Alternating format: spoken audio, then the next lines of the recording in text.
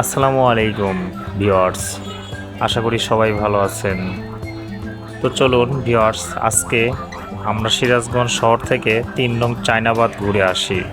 সিরাজগঞ্জ শহরের বাজার স্টেশন থেকে হোসেনপুর বটতলা বা মতিন সাহেবের ঘাট হয়ে মেইন রাস্তা ধরে আমরা চায়নাবাদ ৩-এ যাব।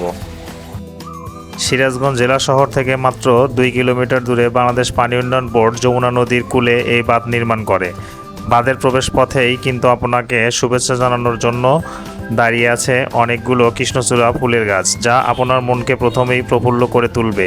ভিতরে প্রবেশের পর থেকেই আপনি অনেকগুলো চাইনিজ রেস্টুরেন্ট দেখতে পাবেন, যেখানে আপনারা বিভিন্ন ধরনের ফাস্টফুড চাইনিজ খাবারগুলো খেতে পারবেন। প্রধান গেট দিয়ে প্রবেশের পর দুই পাশে নদী আর মাঝখানে সবুজ ঘাসের গালিচায় বসে অপরূপ প্রকৃতিকে উপভোগ করতে চাইলে সিরাজগঞ্জ জেলায় অবস্থিত চায়নাবাদ থেকে ঘুরে আসতে পারেন। চায়নাবাদের অন্য নাম ক্রসবার ৩।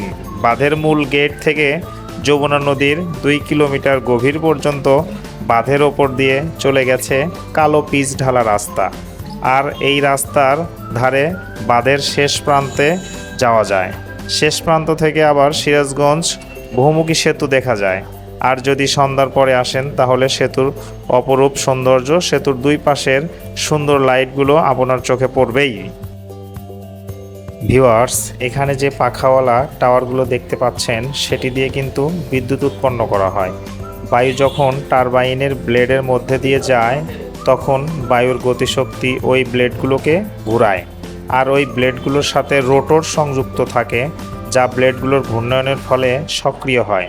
আবার এই রোটর জেনারেটরের সাথে সংযুক্ত থাকে, যার ঘূর্ণয়নের ফলে বিদ্যুৎ উৎপন্ন হয়। বায়ু টারবাইন একটি টাওয়ারের ওপর থেকে অধিকাংশ শক্তি ধারণ করে। প্রিয় ভিউয়ার্স, এখানে আপনারা বিনোদনের জন্য বিভিন্ন ধরনের রাইড পাবেন, যা শিশুদের এবং বড়দের বিনোদন দিয়ে থাকে। প্রতিদিন অনেক দর্শনার্থী চায়নাবাদে ঘুরতে আসেন। অসীম আকাশের সাথে নদীর জলের গভীর মিতালিতে তৈরি চারপাশের অপূর্ব প্রাকৃতিক পরিবেশ, নৌকা ভ্রমণ এবং অল্প দূরত্বে থাকা ছোট সিরাজগঞ্জ শহর যেন এক অভূত মায়ায় দর্শনার্থীদের কাছে টেনে নেয়। আর সবচেয়ে ভালো লাগবে বর্ষাকালে আসলে এখানে বাতাসে শিউলি ফুলের সুবাস ছড়িয়ে আসে। শরৎ, ভাদ্র আশ্বিন ২ মাস শরৎকাল। এ সময় সাদা মেঘ নীল আকাশে তুলোর মতো ভেসে বেড়ায়। নদীর তীরে তীরে বসে সাদা কাশফুলের মেলা। বিকেলবেলা মালা গেঁথে উড়ে চলে সাদা বকের শাড়ি। সবুজ ঢেউয়ের দোলায় দুলে ওঠে ধানের ক্ষেত। রাতের আকাশে জলজল করে অস্পষ্ট তারার মেলা। শাপলার হাসিতে বিলের জল ঝলমল ঝলমল করে।